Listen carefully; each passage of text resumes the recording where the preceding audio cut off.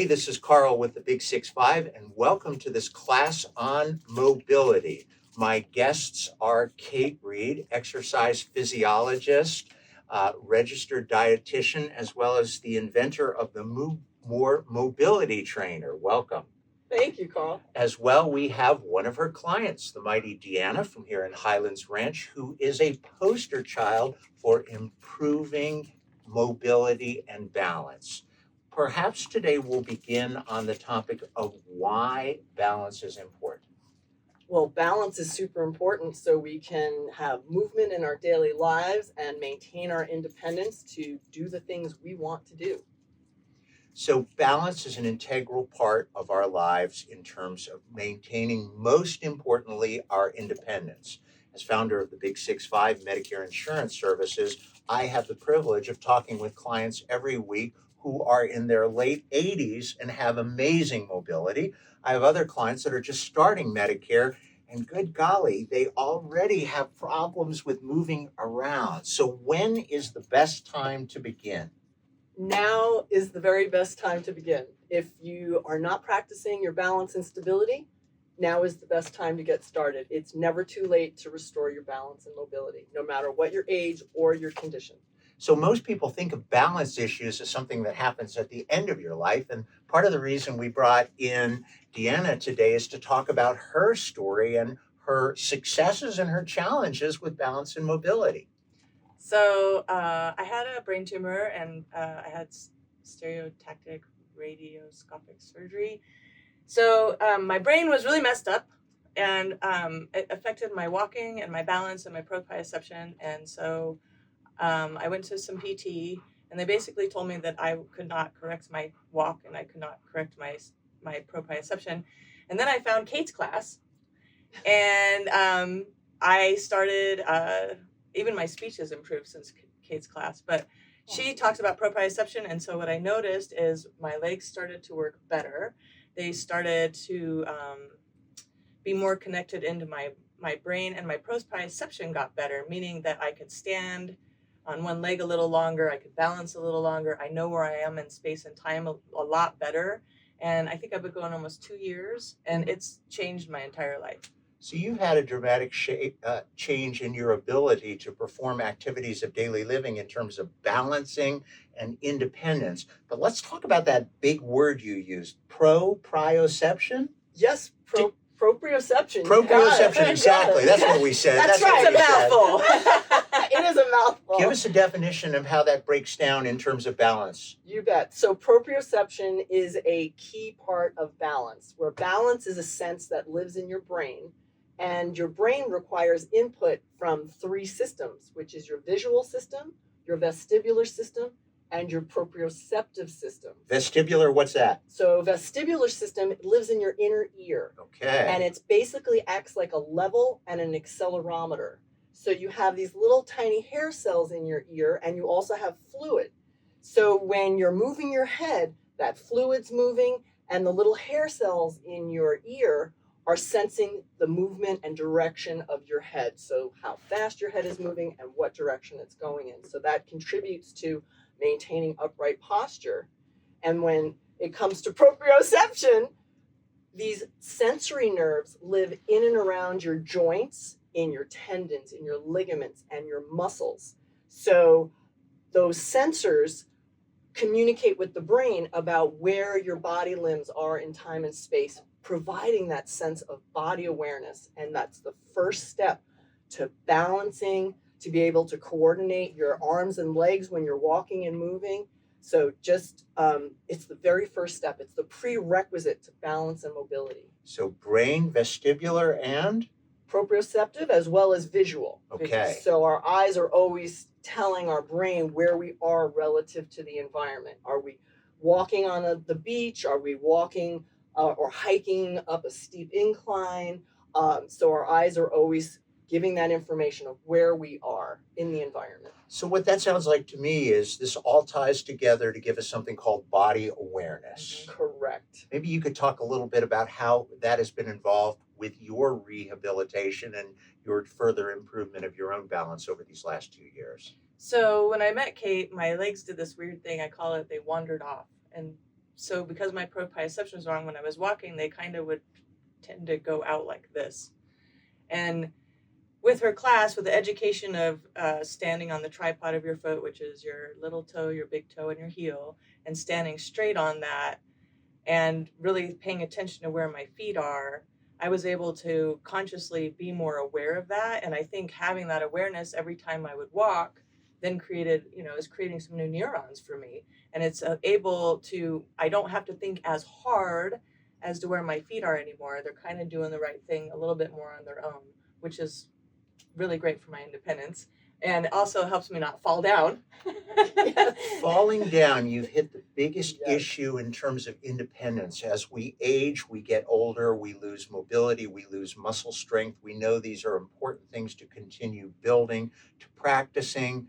The old adage goes, where attention goes, something flows, and I can't even remember the exact, but the bottom line is when we become aware of balance, when we take incremental daily or weekly practices to improve those things, we're rewiring our brain. As you said, Deanna, we're creating new neuron connections. And so the importance of the Move More Mobility Trainer is a class that you created to help people improve us. Tell us about that while Kaya watches. Oh, absolutely. So I was working with older adults prior to COVID and teaching mobility classes, just a seated class, seeing some incredible results. We did some pilot studies and we saw improvements in balance and mobility, leg strength, increased independence for even individuals that were cognitively impaired and in wheelchairs. So people in wheelchairs Yes. were using this. So Yes. again, that breaks this sort of idea, the preconceived notion that I have is, gosh, if I'm in a chair, I can't improve my balance. Is that the case? Not the case. No matter what your condition, no matter what your age, your body's resilient. And if you give it the right stimulation and you have the right mindset, you can make improvements in your balance. There's no hope matter for what. America. Don't give up yet.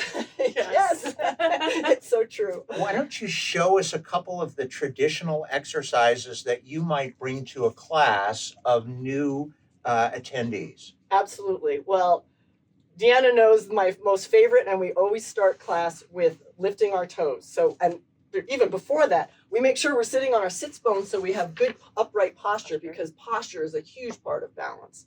And lifting your toes and lowering your toes. So this is called dorsiflexion. And these muscles in front of your shin are responsible for lifting your toes. And they're some of the first muscles that atrophy or weaken. And we know most falls occur when we're walking from tripping. And a lot of the times we trip over our own toes because we've lost this range of motion and we've lost the strength here in these muscles right in front of our shins. So one of the things you mentioned in your class is what people don't realize is ankle mobility is essential to balance. Yes. It is. It is. Ankles are the primary joint involved in balance. So when you think about walking, first thing, you need to pick up your toes before you put your heel down to strike. And then when you push off, it's called plantar flexion, where your heels lift up. So this is actually the second exercise we do, because these muscles help generate power, and we need to move quickly if we lose our balance. So the combination of dorsiflexion and plantar flexion, these are two of the most important exercises to be practicing on a daily basis, with or without the board. I mean, So I don't need the Move More board to do this. you do not. You do not need the board to do it. The board will just make it more effective. There are 12 points of resistance, so you're challenging your muscles more, so it makes it a little more time efficient. Your muscles will be adapting more quickly as versus if you're just using body weight. And then we can alternate toes and heels and toes, because ankle mobility is so important, because your foot and ankle work together as a complex along with these muscles in your lower leg to sense and respond to the ground beneath your feet. So as you're working with clients in your classes and independently, how quickly does it take for individuals to start experiencing positive results in their balance, in their body awareness? That is a great question. And it's a little different for everyone depending upon your condition.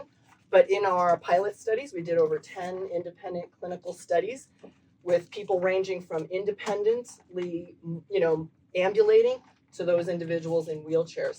And we saw improvements across the board starting at 6 weeks to 8 weeks. Mhm. We saw improvements in balance, mobility, functional independence, leg strength in as little as 10 minutes once a week. So doing simple exercises on a daily basis can have incremental benefits fairly rapidly. Exactly. Yes. It's consistency. Mhm. Consistency is the key. And it's so interesting you say that, because so many times when I talk with clients, I see them at the spectrum of young men and women in their 80s who are still super healthy and amazing and doing things, and others who feel really defeated early on. And what I'm hearing from you and from your story, what I'm seeing is there's hope. You think you begin at a certain place and you can't get any farther, but literally by doing simple exercises, either independently, going to some of the links on your website, or by purchasing a board and doing it, you can make real improvement. You Yes. absolutely can. You absolutely can. And we've seen improvements across that continuum of care. And so it always amazes me how resilient the body is. You just have to give it what it needs. And as I said earlier, you got to have the right mindset, because your brain and your mind has the most power over your health and your well-being. Repeat after me. Getting old ain't for sissies, all right? It is not. It really does. Every day, every one of us, as we get older, we age. Our bodies hurt. We feel tired. It's so easy before that third cup of coffee to not feel great about life. And yet, if we can build these small practices into our lives, whether it's gratitude or connecting with family and friends, or doing very simple exercises and having the love of dogs and animals around us, all of these things together can really improve our mental status, our physiology, and our general outlook. Mhm. So true. Amen, Carl. What are the biggest preventers of improving balance for your clients? Where do you see people not making progress, and why? I think people just don't realize they can always improve. I know I had a gal in class last month, and she had a brace on her hand, and I'm like, oh my goodness, we can do exercises for that. She's like, oh, I've had this for years. It's just the way it is. Mindset. It all goes back to mindset. So the small steps, continuing to get new information, continuing Yes. to seek small adjustments Mhm. over a long period of time can make a huge difference. Absolutely. It's adding little things into your lifestyle on a daily basis, being conscious of your posture, opening up that chest, because most of us have these rounded shoulders because we're always here. So we want to open up, and we want, Sit up we want to, and I say this in class over and over because it's so important. Every inhalation is an opportunity to lengthen that spine. So as you inhale, lift from the crown of your head, and you'll notice you're sitting more upright, you're standing more upright, and of course, balance is that ability to maintain your trunk over your feet. So if you're forward shoulder posture, all your back muscles on your back body are constantly working, and you're more likely to fall forward because of that stress and strain. So posture is something we can practice in our chair, when we're standing upright, in our kitchen, cooking, preparing dinner, or wherever we may be, standing in line at the grocery store. We can be practicing a nice neutral stance with feet about shoulder distance apart, toes pointing forward, your knees over your second and third toes, and just maintaining that upright posture, inhaling and lifting from the crown of your head.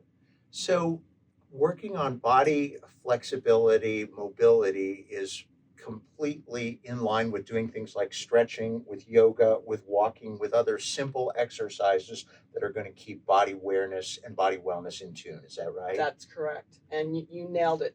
With, you want to maintain that full range of motion around all your joints, because that's where your proprioceptors live, in the tendons and the ligaments. And everything each step you take starts with your feet and ankles. And your ankles are kind of the bosses of mobility. They are telling your body what to do to stay upright wherever you're moving. So the message we're taking away today is that you don't have to be perfect to begin. Wherever you are is the best place to begin, and the challenge is for you to get out slightly outside of your comfort zone. Not massively, but 4% is what a lot of experts say, to continue to push that little bit again and again.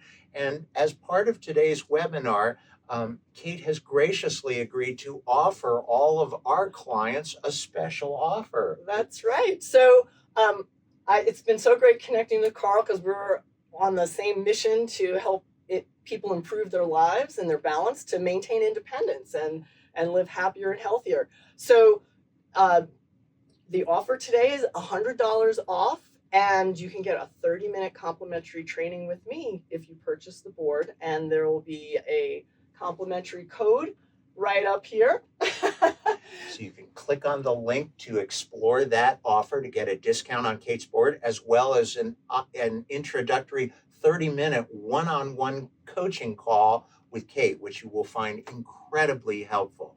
In addition to that, we're also going to put links up for Kate's website to move more, and some of the traditional exercises that you can begin practicing right now. The key message is every day 1% better. Slight changes over a long period of time will make you a poster child for wellness. Perfectly timed. A poster child for wellness and continuing to grow. So that's it for this week with the Big 6-5. Thank you for attending. If you have any questions, go to my website. Live well and continue to thrive. Thanks so much, Carl. Thank you, Thank you. guys.